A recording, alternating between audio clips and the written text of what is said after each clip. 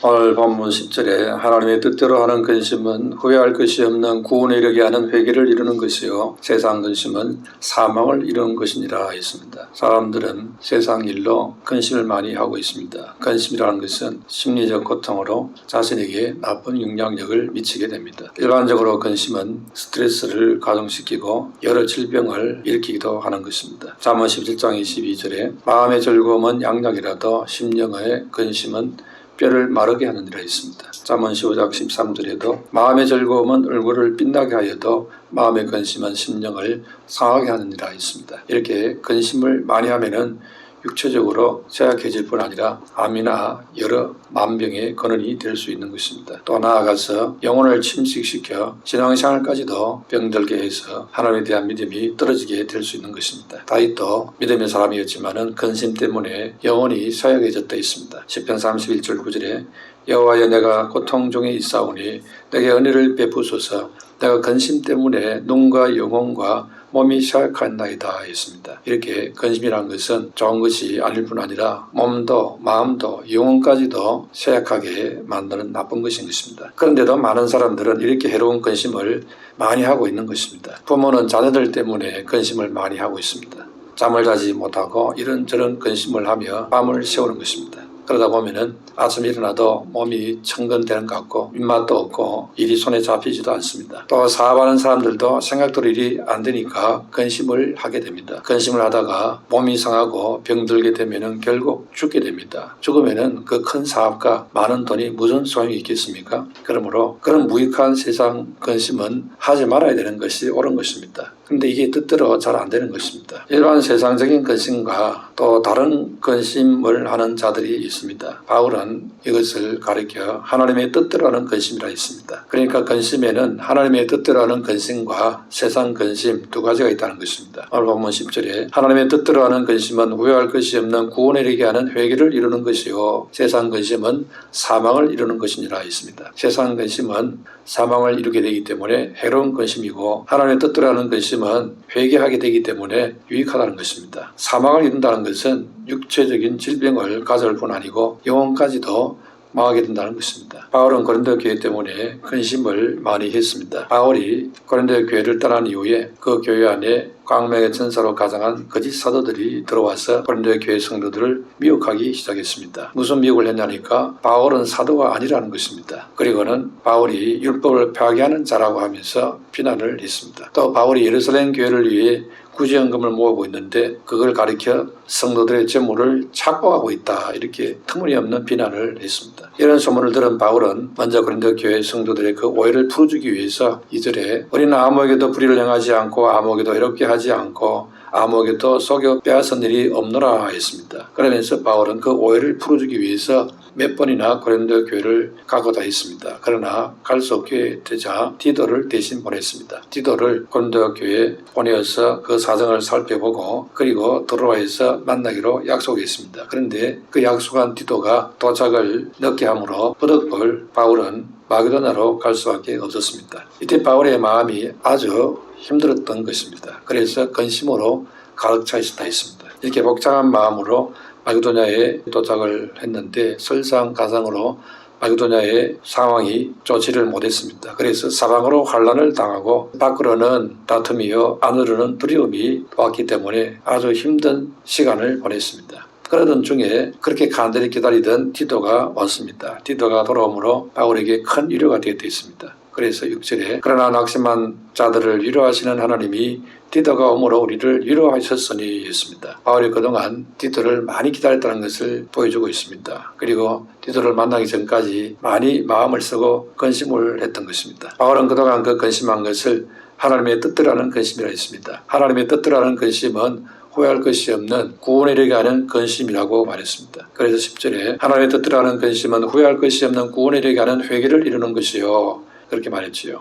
결국 바울은 교회를 위한 근심으로 많은 기도를 하게 됐다는 것입니다. 그래서 그 기도를 하나님이 다 들으시고 응답을 해 주셨다는 것입니다. 첫 번째로 교회를 위해 하는 염려는 가치 있는 염려라는 것입니다. 그래서 바울은 드러내놓고 교회를 위한 염려를 했노라고 밝히고 있습니다. 1절에 보라 하나님의 뜻대로 하는 이 근심이 너희를 얼마나 간절하게 하며 얼마나 변장하게 하며 얼마나 분하게 하며 얼마나 두렵게 하며 얼마나 사모하게 하며 얼마나 열심히 있게 하며 얼마나 벌하게 하였는가. 너희가 그 일에 대하여 일체 너희 자신의 깨끗함을 나타내었느니라 했습니다. 고린도서 11장 28절에 이 외에 일은 고사하고 아직도 날마다 내 속에 눌리는 일이 있으니 곧 모든 교회를 위하여 염려하는 것이라 했습니다. 바울의 이런 염려는 자신의 안전과 행복을 위한 염려가 아니었습니다. 주님을 사랑하고 성도들을 사랑하는 마음에서 나오는 염려였던 것입니다. 그러니까 주님을 사랑하는 사람은 주의 몸된 교회를 사랑하기 때문에 주의 몸된 교회를 위해서 자연히 염려하게 된다는 것입니다. 비록 이것이 바울에게 힘들었지만은 주의 몸된 교회를 위하는 수고라고 생각하고 기쁘게 감당을 했습니다. 고린도서 11장 23절에서 29절에 보면은 내가 수고를 넘치도록 하고 옥에 갇히기도 더 많이 하고 매도 수없이 맞고 여러 번 죽을 뻔하였으니 유대인들이 40에 하나 감한매를 5번 맞았으며 3번 태작으로 맞고 1번 돌로 맞고 3번 파선하고 일주일을 깊은 바다에 지냈으며 여러 번 여행하면서 강의 위험과 강도 위험과 동족의 위험과 이방인의 위험과 시내의 위험과 광야 위험과 바다 위험과 거짓 형제 중의 위험을 다하고 또 수고하며 애쓰고 여러 번 자지 못하고 줄이며 목마르고 여러 번 굶고 춥고 헐벗으노라. 이외에 이런 고사하고 아직도 날마다 내 속에 눌리는 일이 있으니 곧 모든 교회를 위하여 염려하는 것이라. 누가 약하면 내가 약하지 아니하며 누가 실족하게 되면 내가 애타지 아니하더냐 했습니다. 이렇게 바울은 교회를 위한 염려 때문에 많은 마음의 고통을 겪었다는 것입니다. 바울이 교회를 염려했다고 하는 것은 그만큼 하나님께 기도를 했다는 것입니다. 성도의 염려는 반드시 기도로 이어져야 된다는 것입니다. 그것은 바울이 빌립보 4장 6절에 아무것도 염려하지 말고 오직 모든 일에 기도와 간구로 너희 구할 것을 감사함으로 하나님께 아뢰라 이렇게 했지요. 바울은 그래서 교회를 위해서 수고하고 충성과 봉사를 하고도 옥에 갇히는 수없는 고통을 당했습니다. 그래서 죽을 고비를 많이 넘기고 많은 위험에 노출되기도 했습니다. 바울이 복음 전하다가 줄이고 목마르고 춥고 헐벗음도 당했다 했습니다. 그런 시련 중에 바울이 얼마나 힘들었겠습니까? 그런데 그런 것은 아무것도 아니라는 것입니다. 오히려 그 속에서 질문이는 염려가 있었는데 그게 힘든다는 것입니다. 그것은 교회를 위한 염려라 있습니다. 믿음 약한 성도들이 여러 가지 시험과 핍박 앞에 놀라지 않고 든든히 세워져 가야 되는데 그게 신경이 쓰인다는 것입니다. 그게 큰 마음의 부담이 있다는 것입니다. 그러니 바울이 그들을 위해서 하나님께 기도하지 않을 수 없었던 것입니다. 그것은 바울의 고린도 교회 성도들을 인한 근심이기 때문에 더 간절해졌다는 것입니다. 교회를 위하여 염려하는 기도는 하나님께서 기쁘시게 받으시는 믿음의 사람의 모습인 것입니다. 부모님의 선한 뜻에 순종하면 그 사람은 효자가 됩니다. 임금의 명령에 순종하면 충신이 됩니다. 성신의 말씀을 잘 따르면 모범성이 됩니다. 마찬가지로 하나님께서 원하시는 뜻에 따라 살아가는 사람은 하나님의 사람이 되는 것입니다. 이렇게 바울의 모든 염려 근심도 세상적인 염려 근심이 아니라 하나님의 뜻에 맞는 일을 놓고 했다는 것입니다. 참된 일꾼의 관심사는 하나님 나라와 영원 구원에 있는 것입니다. 이를 위해서 교회가 세워졌고 그리고 성결하고 일꾼으로 세움을 받은 것입니다. 그렇기 때문에 참된 일꾼의 최대 관심사는 바로 하나님 나라와 영혼들에 있어야 하는 것입니다. 이 일로 바울은 여러 가지 고난을 당했던 것입니다. 그러나 바울에게 있어서 당한 여러 가지 고난들은 그 마음속에 있는 교회를 향한 사랑과 열정에 비하면 아무것도 아니었습니다. 바울이 복음 전에 세운 여러 교회들로부터 분쟁이 일어나고 타락하고 거짓 교사들이 유혹이 일어나고 이런 소식이 들려왔을 때에 그로 인해서 고심하고 힘들었습니다. 그래서 이것을 하나님께 늘 기도로 맡긴 것입니다. 사도행 20장 29절 30절에 내가 떠난 후에 사나운들이가 여러분에게 들어와서 그 양들을 아끼지 아니하며 또한 여러분 중에서도 제자들을 끌어 자기를 따르게 하려고 어그러진 말로 하는 사람들이 일어날 줄을 내가 아노라 했습니다. 하나님이 바울에게 기도할 때 그렇게 가르쳐 주었겠지요. 미리 그래서 경고를 해 주었습니다. 그런데도 말귀를 못 알아듣고 성도들은 그런 일이 생겼을 때에 막 넘어가고 어려움을 당하는 것입니다. 복음 사역자로서 바울에게 있어서 일신상의 고난이나 핍박 그런 아픔보다도 주의 몸된 교회가 바로 서고 은혜 가운데 성장해 가는 그것이 더 중요했던 것입니다. 그래서 바울은 복음 전도에 많은 고난과 굴욕을 당했지만은 그런 것은 감당할 만큼 강했습니다. 왜냐하니까 죽임이나 위험이나 칼이나 적신이 하나님의 사랑에서 끌어놓을 수 없기 때문에 그렇게 강했던 것이지요.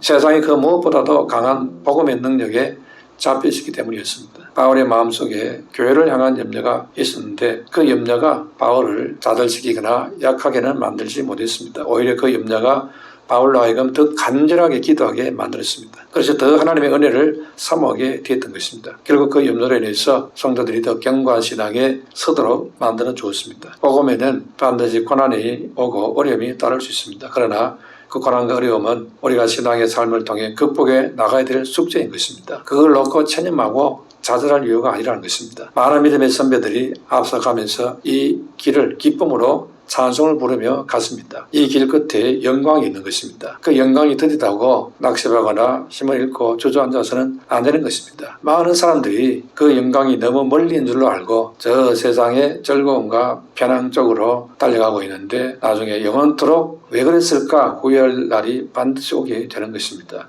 그러므로 영광의 주인공이 될 수 있도록 지금 우리는 바른 방향을 잡고 가야 될 줄로 믿습니다. 두 번째로 바울의 염려는 특히 고력 친척들을 위한 염려였습니다. 11절에 보라 하나님의 뜻대로 하게 된 이 근심이 너희를 얼마나 간절하게 하며 얼마나 변장하게 하며 얼마나 분하게 하며 얼마나 두렵게 하며 얼마나 사모하게 하며 얼마나 열심히 있게 하며 얼마나 벌하게 하였는가.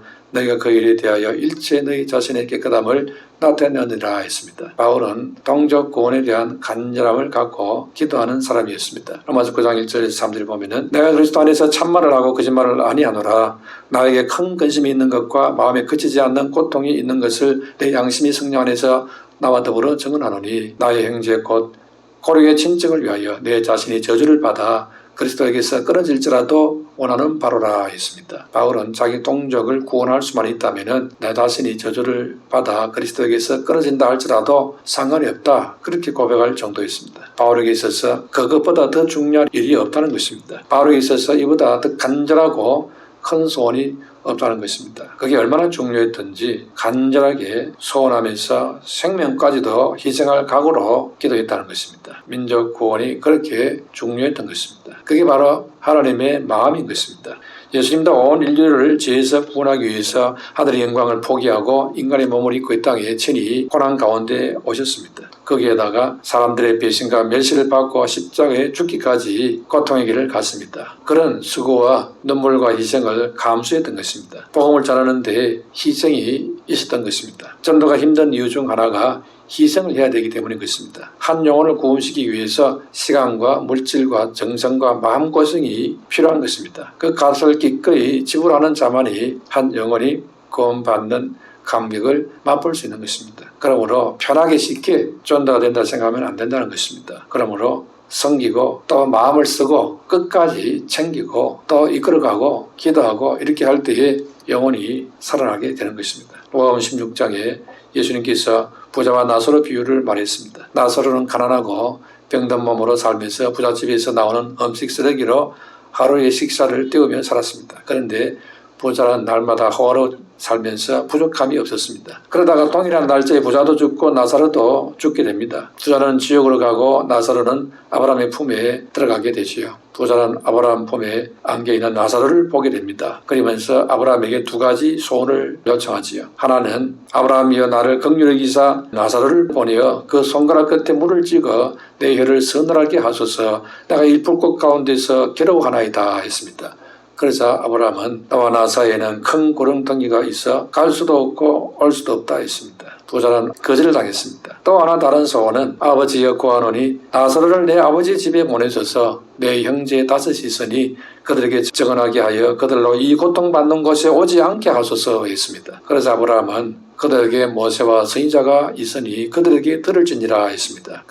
때에 이 부자는 한 번 더 청합니다. 만일 죽은 자에게서 그들에게 가는 자가 있으면 회개하리이다 했습니다. 그러자 아브라함은 모세와 선지자들에게 듣지 아니하면 비록 죽은 자 가운데서 살아나는 자가 있을지라도 고난을 받지 아니하리라 했습니다. 그러니 우리가 자식이나 가족 구원을 놓고 얼마나 많이 기도해야 된다는 것을 알 수 있지요. 이게 쉬운 일이 아닌 것입니다. 간절히 기도하고 하간과 싸워서 불신의 세력을 깨뜨려야 됩니다. 그래서 건져내야지 안 그러면은 우리가 이 세상 떠나서 안타까운 일들을 보게 될 수 있는 것입니다. 나에게는 예수 믿지 않는 가족들에 대한 그런 간절함과 애통한 그런 기도가 있느냐? 정말 천국이 있고 지옥이 있다는 것을 믿는다면 바울처럼 슬퍼하고 괴로워하고 기도하는 것이 당연할 것입니다. 그런데 나에게 그런 슬픔도 괴로움도 없다면 이건 확신이 없어서 그런 것이 아니겠습니까? 그것은 나에게도 가족에게도 불행한 일인 것입니다. 그러므로 믿음을 새롭게 해서 가족 구원에 대한 애통한 기도를 다시 회복해야 되는 것입니다. 어느 집사님이 아침에 식사를 잘하고 출근한 남편이 갑자기 간동맥 파열로 생명이 위태롭게 됐습니다. 연락이 왔습니다. 그래서 그 소식을 듣고 제일 먼저 생각났던 것이 남편 구원이었습니다. 남편의 구원을 위해 생명을 걸고 1년 넘게 기도하고 있었던 것이지요. 근데 병원에 가보니 조안저슬에 남편이 있었습니다. 남편을 붙잡고 울부짖었습니다. 당신이 회개하고 예수 믿고 천국 가지 않으면 나는 애들을 데리고 살 자신이 없습니다. 했습니다. 남편은 그 죽음 앞에 부인의 말을 듣고 극적으로 회개하고 예수님을 영접했습니다. 예수님을 영접한 남편의 얼굴은 평온하게 보여졌습니다. 그리고는 새벽녘에 예수님을 영접한 남편은 오전에 내사 상태로 들어가더니 한승이 있다가 천국으로 갔다고 합니다. 아침에 멀쩡하게 출근한 남편이 다음날 시체가 되어버린 것입니다. 이러니 전도를 뒤로 미룬다는 것은 아주 위험한 것입니다. 영혼 구원은 절대 뒤로 미룰 수 없는 일인 것입니다. 내일을 알 수 없기 때문에 우리는 늘 주님 앞에 기도하고 또 기도해야 되는 것입니다. 사랑하는 가족 구원을 위해서 더 간절하게 기도하게 되시기를 축원합니다. 세 번째로 우리는 하나님에게서 떨어질까 염려해야 됩니다. 이러한 근심은 하나님의 뜻대로 하는 근심이라 했습니다. 10절에 하나님의 뜻대로 하는 근심은 후회할 것이 없는 구원에 의하는 회개를 이루는 것이요 세상 근심은 사망을 이루는 것이니라 했습니다. 예수님이 요한복음 14장 1절에 너희는 마음에 근심하지 말라 하나님을 믿으니 또 나를 믿으라 했습니다. 또 빌립보 4장 6절에는 아무것도 염려하지 말고 오직 모든 일에 기도와 간구로 너희 간구할 것을 감사함으로 하나님께 아뢰라. 그리하면 모든 지각에 뛰어난 하나님의 평강이 그리스도 예수 안에서 너희 마음과 생각을 지키시리라 했습니다. 베드로전서 4장 7절에는 너희 염려를 다 주께 맡겨버리라. 이는 제가 너희를 근거하심이니라 했습니다. 근심에는 두 가지가 있다는 걸 알 수 있습니다. 육적인 근심과 영적인 근심입니다. 주님은 우리가 육적인 근심은 기도하고 맡기라고 하십니다. 그러나 영적인 근심은 구원과 해결을 이루는 것이기 때문에 필요한 것입니다. 먼저 우리는 자신의 영적 상태를 놓고 근심할 줄 알아야 되는 것입니다. 히브리서 3장 12절에 형제들아 너희가 삼가 혹 너희 중에 누가 믿지 아니하는 악한 마음을 품고 살아계신 하나님께 떨어질까 조심할 것이요 했습니다. 이스라엘 백성이 광야 40년간 하나님의 계속적인 이적과 은혜를 체험을 하고도 하나님을 시험하는 불신앙의 악행을 저질렀습니다. 그래서 그들 대부분이 광야에서 버림이 되어버렸습니다. 그와 같이 오늘날 성도들도 하나님의 가운데 믿음 생활을 잘하는 것 같이 보이는데 어느 한순간 마음이 강박해지면서 이상한 길로 빠져들 수 있는 것입니다. 좀 있다가 믿음 회복해야지, 나중에 죽을 때 다 돼가면 다시 돌아가야지, 그렇게 안이하게 생각하고 있다가 갑자기 그냥 세상 떠나는 날이 오게 되는 것입니다. 이거 아닌데 하다가 그냥 가는 겁니다. 그래서 망할 길로 갈 수밖에 없지요. 히브리서 3장 15절 16절에 성경에 일렀으되